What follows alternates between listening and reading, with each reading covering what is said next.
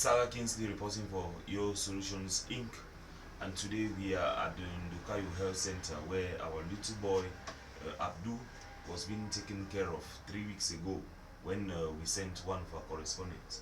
And today we are in front of the Medical Care Authority who is in charge of taking care of this small Abdul in the illness that he was having. And so we are so very grateful to meet him. Monsieur, bonjour. Bonjour. Moi je m'appelle Sarah Kingsley, je suis le directeur du terrain de IO Holdings, la société qui est en train de prendre en charge le cas d'Abdou. Oui. Moi je suis Romain, l'infirmier en charge de Abdou. C'est enchanté, monsieur Romain. Merci. Ok. Si nous sommes aujourd'hui à Ndokayo, c'est parce que nous voulons connaître la suivi. Parce que depuis 3 semaines, vous avez eu à travailler sur l'enfant. Et selon ce que nous sommes en train de voir sur la tête de l'enfant, parce que notre souhait c'est que tout ça quitte. Hein? Qu'est-ce que vous avez comme évolution? Qu'est-ce que vous avez constaté comme évolution depuis que petit Abdou est arrivé dans votre clinique? Moi je pense que c'est depuis le 14 septembre qu'il était dans le centre. Il a été accompagné par monsieur Loïc et on a eu à faire certains examens, la CRP qui détermine les infections dans le sang. Et nous avons trouvé qu'il y avait eu une infection dans le sang. Donc c'est pour cela que ça sortait les teignes sur sa tête.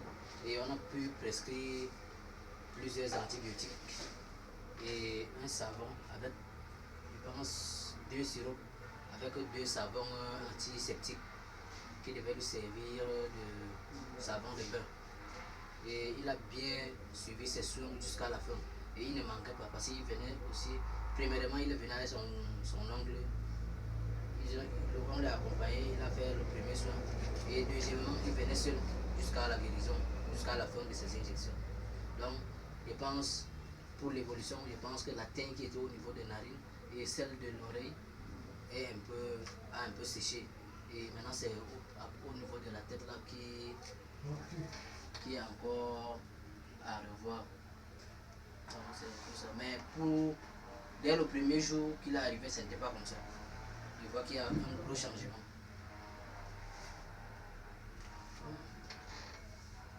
Je sais pas. Ok. Et qu'est-ce qu'on peut faire, n'est-ce pas?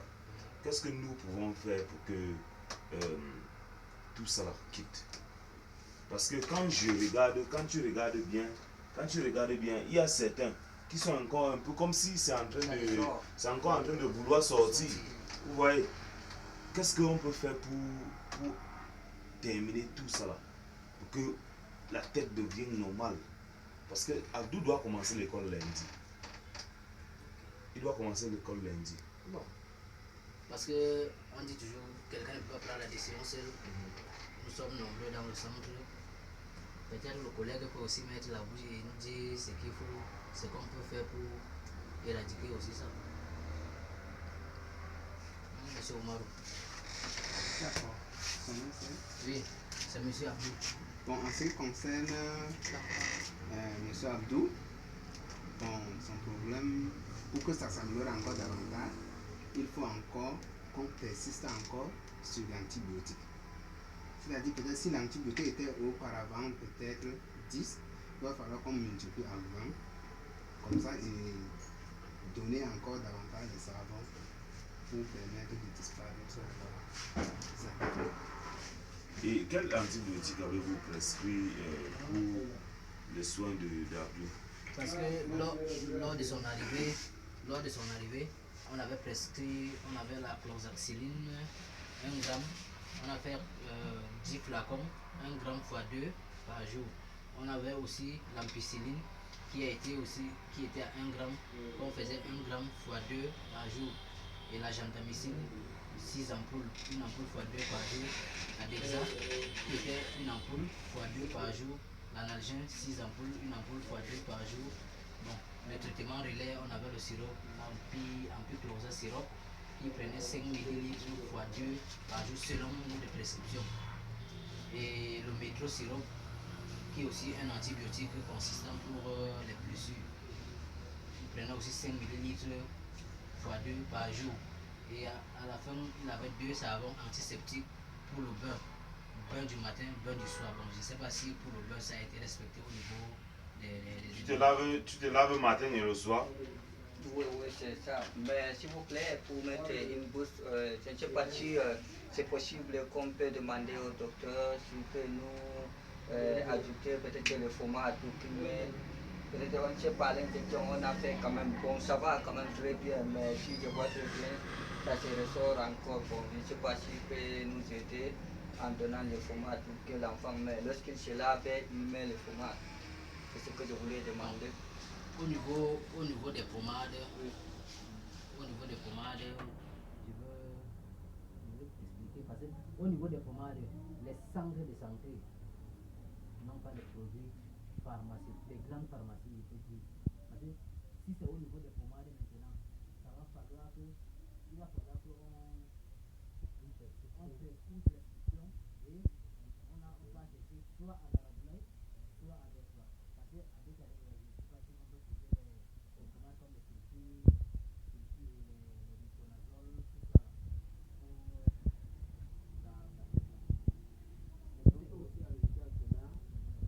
On peut encore le réaliser encore.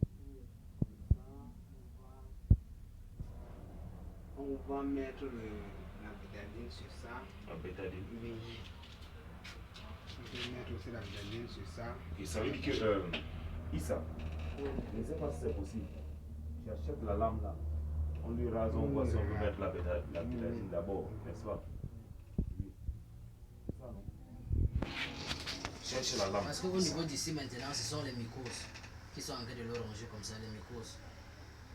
Et les mycoses, bon, dans la vie communautaire, tout ça a les interdictions. Il y a ce qu'il doit manger, il y a ce qu'il ne doit pas manger, il y a ce qu'il faut. Ok. Je sais pas. Côté maintenant d'aliments, hein, Oui. qu'est-ce qu'il faut que Abdou mange pour éviter toutes ces infections-là? Parce que, en tant qu'association, n'est-ce pas? Oui. En tant qu'association, nous avons pour le moment mis Abdou sur un type de régime. Ouais. Oui, on lui a acheté le riz, hein, les macaronis et l'huile mayo, hein, et pour que de temps en temps il peut, et le lait, hein, pour qu'il prend. Oui, ça c'est déjà quand même un bon départ, c'est bien. Mais maintenant, ce qui ne doit passer du moment où, parce qu'il y a certains aliments, quand il va consommer, ça va encore recommencer, parce qu'il y a un truc comme le poisson. Il parle de poisson frais. Oui. Dès qu'il va consommer le poisson frais, le même jour, vous allez constater qu'il va commencer encore à essayer de manger les plats où la télé l'a sorti.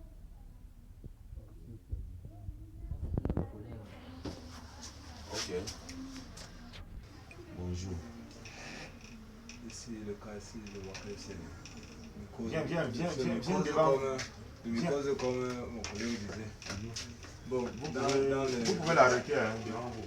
dans les grandes structures sanitaires, là on a disposé des appareils.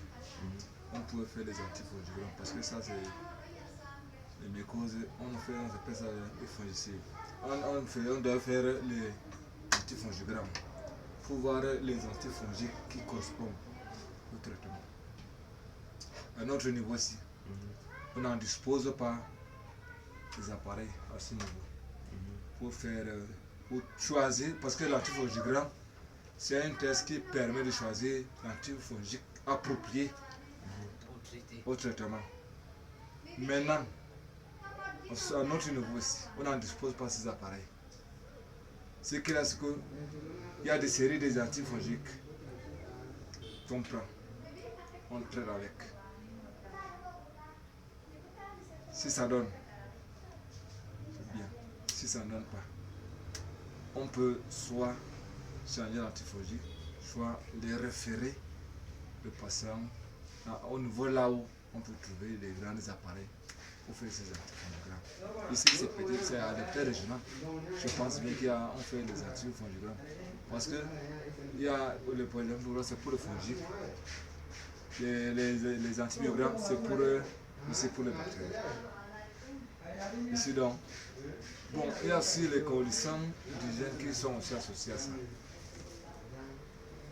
Même si on donne les antifongiques et que l'enfant reste toujours dans les mêmes conditions, les conditions de santé, conditions d'hygiène, ça ne pourra pas tout changer.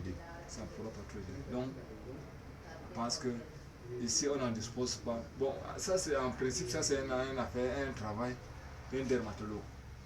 Ici à notre niveau, il n'y a pas un dermatologue ici chez nous. Les dermatologues se trouvent dans les hôpitaux là où il y a des spécialités, comme peut-être à l'hôpital régional.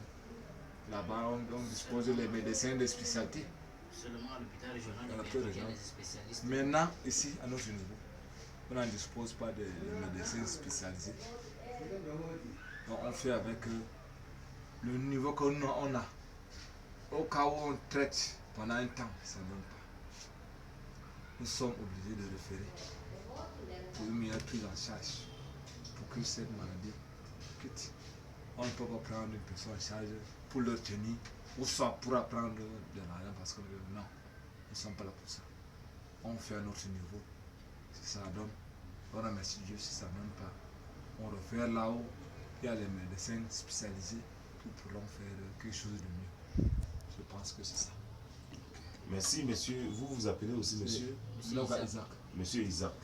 C'est vraiment joyeux. C'est une joie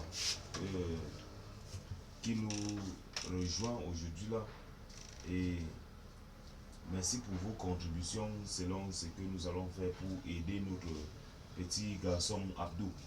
Si vraiment nous arrivons à Ndokayo, ce n'est pas parce que on a seulement Abdou pour aider. C'est parce que nous avons un projet à long terme pour Ndokayo. Et ça serait seulement accompli au fait où Abdou aussi réussit à ce que nous avons. Vous suivez? Santé, s'il est bon. Domaine éducatif, s'il est bon. Ça va nous attirer maintenant. Parce que c'est à base de lui que nous voulons maintenant construire un centre de santé ici à Ndokayo. Et amener les gens qui peuvent le faire. Ou qui peuvent travailler. Vous voyez? Oui, qui peuvent travailler à cela. Donc, merci, grand merci beaucoup et bon courage surtout. Bon courage surtout pour le travail que vous êtes en train de faire. Que Dieu vous donne beaucoup de force et si prête à Dieu, on va encore se voir un autre jour. Merci.